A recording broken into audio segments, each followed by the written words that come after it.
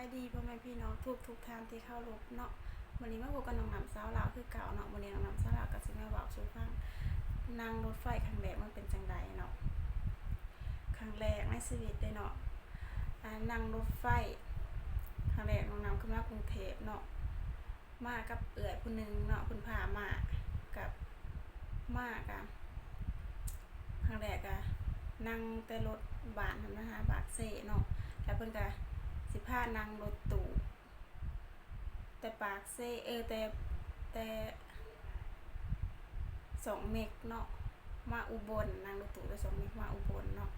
แล้วก็เพิ่นก็สิพานั่งรถแต่อุบลหันมาสถานีรถไฟเนาะสถานีรถไฟเนาะผมก็บ่เคยเห็นรถไฟจักเทื่อเคยเห็นแต่ในหนังมันยาวอีดีเนาะแล้วก็เอื้อยเพิ่นก็สิไปซื้อสั่งซื้อปีหรือซื้อตัวยังสักอย่างนี่แหละเนาะเพิ่นก็ไปซื้อมาเนาะกับ4-5 คนเนาะไปนำกันแล้วก็ไปซื้อมาแล้วเขาซื้อมาแล้วก็สิบอกว่านั่งท่าเนาะนั่งท่าขึ้นไปอันนี้เนาะท่าเขาประกาศเนาะว่ารถสิออกจักโมงอิหยังนี่แหละเนาะหลังจากนั้นเนี่ยผมก็ตื่นเต้นหลายแบบบ่เคยเห็นบ่เคยขึ้นหนังเนาะมันยาวอีดีเนาะหลังจากนั้นเนี่ยเพิ่นก็เอื้อยเพิ่นก็พาขึ้นไปเนาะขึ้นไปหาแบบมันสิมีตังหนังเนาะแล้วมันก็สิมีอันนั้นเบอร์ตังเนาะว่าเท่านั้นเท่านี้เนาะเขาก็สิขึ้นไปเนาะแล้วเขาก็สิไปนั่งโดดเอื้อยเพิ่นก็บอกว่าเฮาต้องหาตังนั่งเฮาก่อนได้เฮาสารตามก็เขียนไว้ในปีในอีหยังนี่ต้องหานั่งหมอสวดบ่หลายพุ่นน่ะเนาะเขาก็เบิ่งแน่นั่นเขาก็ย่างหาเนาะมันยาวเนาะก็ย่างหาก็ไปเจอที่ตั้งโต๊ะตัวเองนั่งเนาะไปนั่งเนาะแบบตื่นเต้นอีดีเอื้อยเพิ่นก็ได้แบบว่าเขาก็เลยถามว่าเวลามันไปมันสิบ่หลังคือคลิกบ่เนาะแบบว่ามันแล่นตามล่างนะเนาะพยายามแบบว่ามันสิเต้นแบบโคกๆนะแบบเอื้อยเพิ่นก็ได้บอกว่าบ่เป็นหยังดอกว่าเวลามันไปมันก็สิไปตามล่างมันเพิ่นก็ว่าเนาะมันนี้ฮอดเวลารถไฟออกเนาะ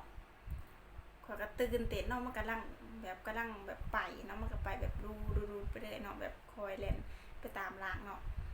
พอก็สิถามเอื้อยว่าเอ้าบัดเวลาเฮาสิลงอันนี้เฮาสิลงอยู่ไสเฮาสิย่างไปบอกเจ้าของเขาบ่ว่าข้อยสิลงบ่อนหันบ่อนนี้เนาะเขาก็บ่จักเขาก็ถามเอื้อยเนาะแล้วก็ว่า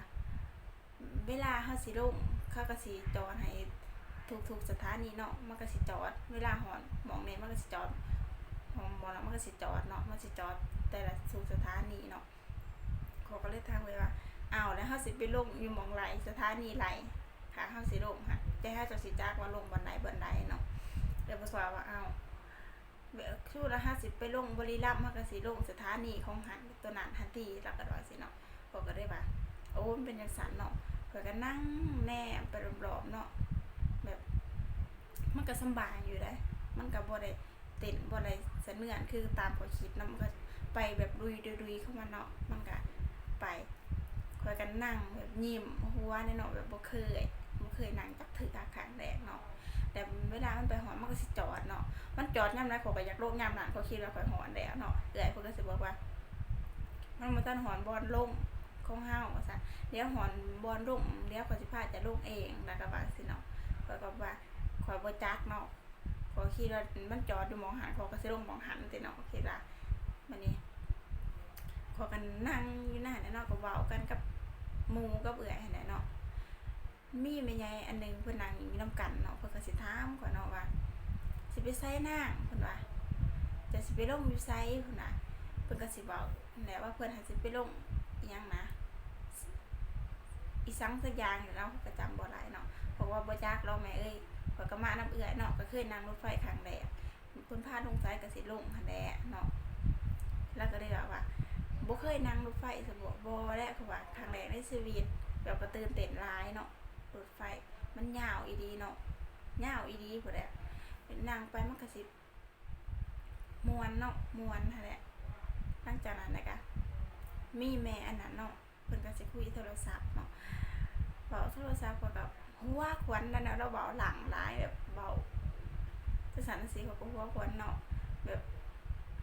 คือค คนบ้านนอกเนาะบ้านนอกในเมืองไปเห็นเขาบอกยังก็สิหัวเนาะหลังจากนั้นแหละไปหอนบอลลงเนาะเขาจอดอะหอนบอลลงเอื่อยพวกก็สิพากันลงเขาก็เลยสิถามว่าเฮาสิจ่ายเงินเขาอยู่ไสบัดนี้เฮาสิลงแล้วหั่นเฮาสิไปจ่ายให้ผู้ไรรถไฟบางยาวๆสิย่างไปจ่ายอยู่บ่ใดเพิ่นก็ว่าโอ้ยข่อยสิจัดการเองดอกว่าจะบ่ต้องคืดหรอกหอนเวลาลงก็สิพาจะลงว่าเนาะก็นั่งไปเรื่อยก็หอนเวลาลงหอนมองลูกเนาะเขาก็จอดเอื่อยเพิ่นก็พากันย่างลงเนาะกับหมู่เพิ่นก็พากันย่างลงเพิ่นก็นั่งซื่ออยู่เนาะเอื่อยก็ได้ถามว่าอ้าวลงมาติมันหอนแล้วว่าซั่นอ้าวเพิ่นว่าหอนได้ซะบ่เพิ่นก็ลงเนาะลงไปหอนหั่นเนาะเพิ่นก็ลงไปแบบโอ้ยเบิ่งรถไฟมันยาวอีดีเนาะยาวแบบมันก็สิเป็น2เนาะเป็น2ของมันหั่นแหละเนาะมันยาวเนาะกับม่วนเนาะนั่งรถไฟทางไหนก็ม่วนอีดีเนาะบ่จักอีหยังเอาเป็นว่าคลิปนี้ก็มีเพียงส่ำนี้เนาะถ้ามักก็อย่าลืมกดไลค์กดติดตามโอเคมีส่ำนี้เนาะบ๊ายบาย